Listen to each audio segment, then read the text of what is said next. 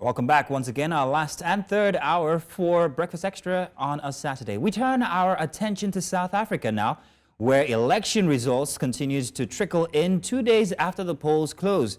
According to analysts, the African National Congress, or ANC, which has ruled for nearly 3 decades, is facing a significant challenge in a hotly contested general election. The ANC's majority is on the line, they say, and early results indicate that the party led by President Cyril Ramaphosa may drop below 50% of the vote. You've confirmed this would compel the ANC to seek coalition partners to form a new government, marking a historic shift in South Africa's democratic landscape. Amid this political shakeup, some young South Africans in Johannesburg are voicing their hope for change. They see this potential shift as a chance for new leadership and policies that better address their needs and aspirations. Now, to get more insight into these developments, we have on our show this morning Vuyo Zungula, Member of Parliament and also the President of the ATM. You are welcome. Good to have you here this morning. Thank you for having me. All right, Vuyo. So first, Vuyo, let's ask for update on what's currently happening since after voting and the countings that have been going on. What's happening exactly currently? Currently, there's a big dispute with all of the parties that have been participating in these elections.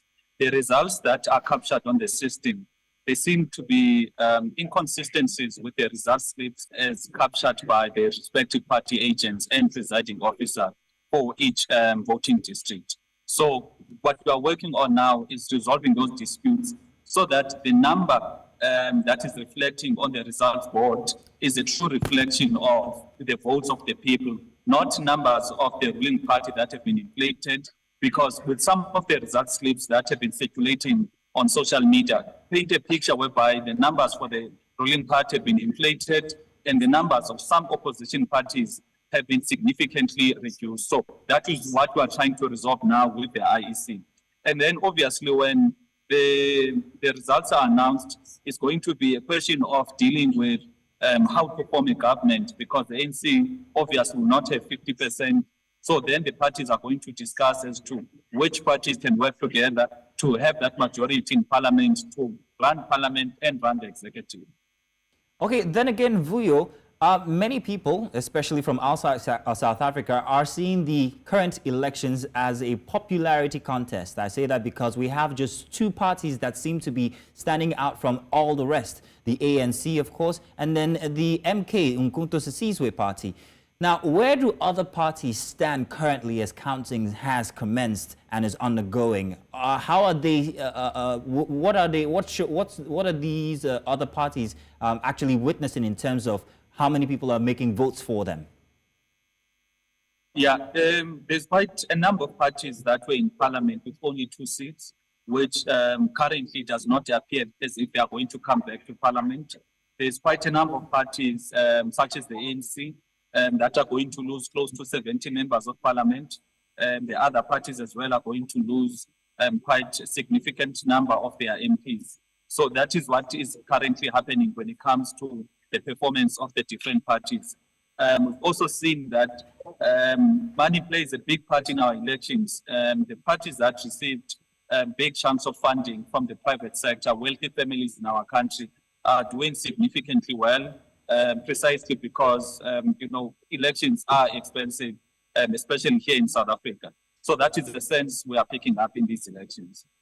Right. Now, there have been speculation, from analysts and from the news itself that the ANC, with the results so far, what we've seen, the ANC not losing its popularity, President Cyril Ramaphosa may be forced to have a coalition.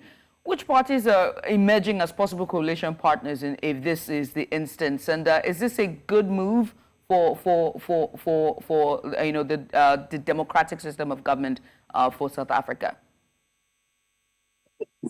The Democratic Alliance, the DA, which is the official opposition, has been communicating publicly that they are sticking for a meeting with the ANC with the view of getting conclusion as to the voting together and forming the coalition, which one would think that for the democracy of our country, it is not entirely going to be good, because you have two ideologically opposed parties that are going to form a coalition government for the sole reason of just wanting to retain power, which is got, so they are going to fight over the policies because ideologically they are opposed.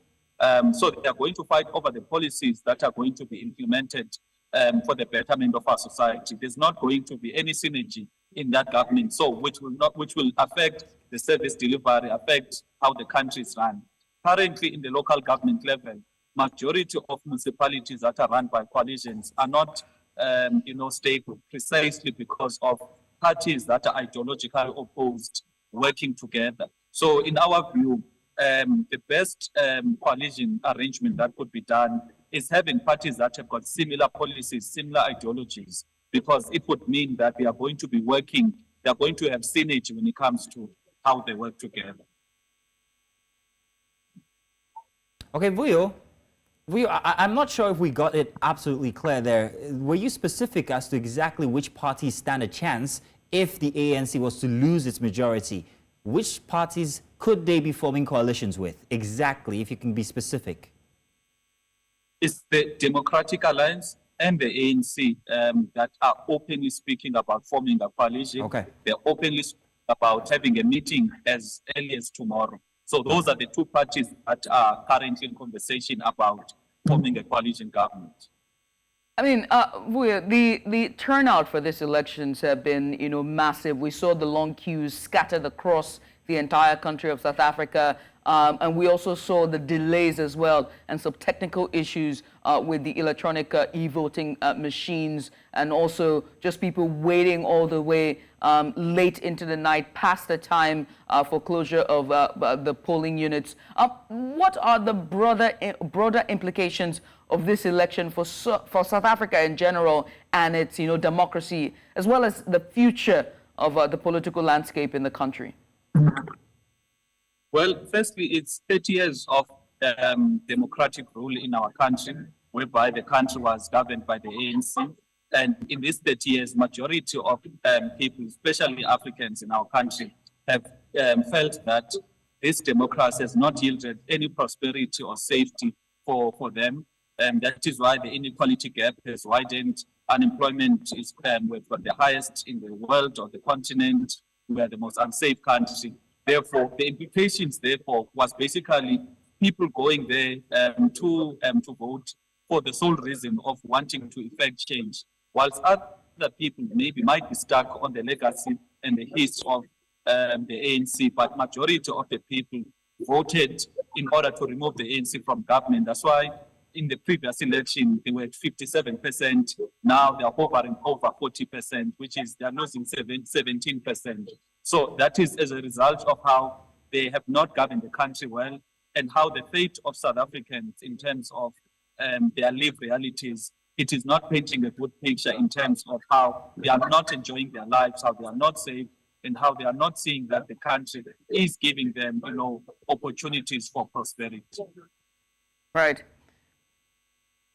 Well, then again, Vuyo, so when are we looking at final results actually coming in? Do you think that these countings may continue way past the weekend, or would it round off this weekend? The results might be concluded as latest as afternoon tomorrow. The IC has already communicated that the final announcement will be made in the afternoon tomorrow. However, what is clearly something that is being fixed now, it is the question of the results slip as captured by the respective party agent and presiding officer versus what is captured in the system. And so that is what is being currently fixed now. So in terms of the changes, we don't expect any significant changes in terms of how the results are and how the final results will look. However, we're going to definitely see some change in terms of smaller parties, because the 5,000, 10,000 votes that are going to be counted are going to have some shifts in that regard. But for the bigger scheme of things, especially with the bigger parties, we doubt that there's going to be any difference in terms of the sequence in terms of the first party, the second biggest party, third biggest party, etc. Well, Vuyo, we want to say thank you for giving us a pulse and, of course, an on-the-ground assessment of what's going on as South Africa decides. Thank you very much, Vuyo. Thank you so much.